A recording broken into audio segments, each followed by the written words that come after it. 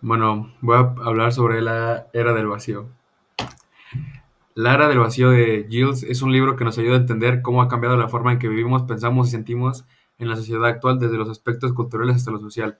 El autor habla sobre cómo pasamos de una época en la que lo importante eran las reglas, el esfuerzo y los grandes ideales, a una donde lo que más importa es el placer, el consumo y sentirse bien con uno mismo.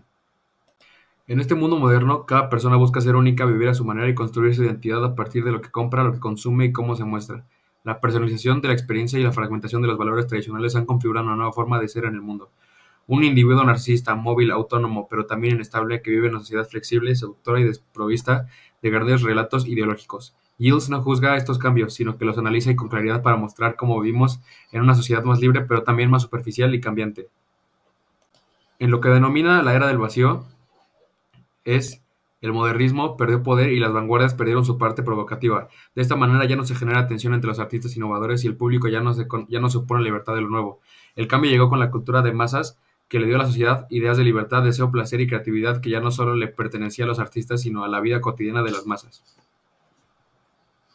La posmodernidad lleva la lógica del modernismo hasta sus límites más extremos con la búsqueda del placer, la experimentación y la sensibilidad.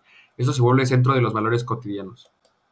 En los 70, el posmodernismo crea un significante cambio cultural y político, y el uso de drogas como la marihuana, la liberación sexual, el rock, el cine erótico o violento y las publicaciones provocativas son los signos visibles de una sociedad que ya no reprime los deseos, sino los celebra. Lipovetsky señala que esa liberación no es tan revolucionaria como parece, no cambia las estructuras de poder ni genera un nuevo orden, sino que profundiza la lógica del consumo y del placer individualizándolo. Dee Bell señala que la verdadera revolución no es solo política o tecnología, sino una transformación profunda del modo de vida moderno, pues el consumo de masas transforma la cultura y los valores clásicos en la legítima búsqueda del bienestar individual como objetivo de vida.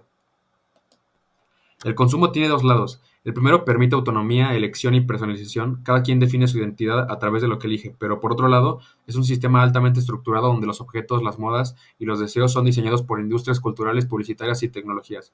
Es decir, un control por seducción como personas creemos que elegimos por voluntad propia, cuando en realidad todo está planeado por la industria para que lo consumamos.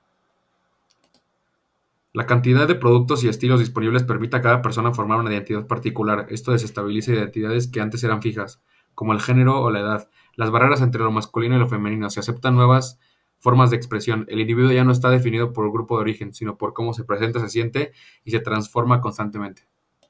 El concepto narcisista nace cuando Lipovetsky entiende a un tipo de persona como alguien que se centra en sí mismo, en su bienestar, salud, apariencia, equilibrio emocional y autenticidad. En realidad, vive en ansiedad por su imagen. Por otro lado, un consumidor no es pasivo, sino que debe actuar, decidir, organizar e informarse, y todo esto exige una participación activa, adaptándose al deseo y de tener control de su propia vida. El consumo es una educación superficial fragmentada basada en el impacto momentáneo, genera una solicitud nueva, más centrada en la flexibilidad, la información rápida, la autoobservación y el reciclaje continuo de conocimientos. Esta información está en constante movimiento por los medios digitales o tradicionales. Otra de las transformaciones claves es cuando el placer se integra a un estilo de vida saludable, medido y autocontrolado, como por ejemplo las dietas, meditaciones, el bienestar, entre otras cosas. De esta manera, el hedonismo se vuelve racional y frío, pierde su carácter subversivo y ya no busca romper con lo establecido, sino integrarse como la parte del estilo de vida moderno. La personalización también es otro punto clave, como el arte, porque ya no hay barreras entre alta cultura y cultura de masas. Todos pueden pintar o bailar, hacer videos. El arte se vuelve una forma de expresión cotidiana, no profesional, libre y cambiante. Esta democratización fue posible porque la vanguardia abrió el camino, cuestionó las normas y liberó el gesto arístico. Por último, el capitalismo vive una contradicción entre su orden económico y su cultura. Se nos exige ser eficientes, productivos, pero también disfrutar, relajarnos y ser creativos.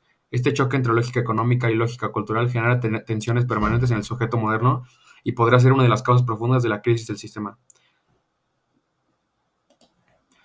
Después de esta explicación, puedo decir que en Ready Player One se muestra una sociedad que ha llevado a extremo las lógicas del consumo, la personalización y el hedonismo que Lipovetsky describe. Aunque está ambientada en el futuro, funciona como un espejo del presente, donde muchas personas ya prefieren lo virtual a lo real, lo inmediato a lo profundo y lo individual a lo colectivo.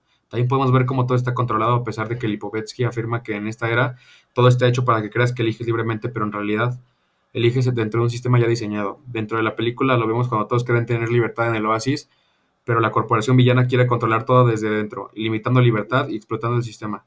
Es una crítica al falso empoderamiento del consumidor, otro tema central en la era del vacío. En el mundo posmoderno, según Lipovetsky, el hedonismo busca placer, bienestar y se vuelve la norma. El Oasis ofrece eso, placer inmediato, sin esfuerzo, sin dolor y sin límites.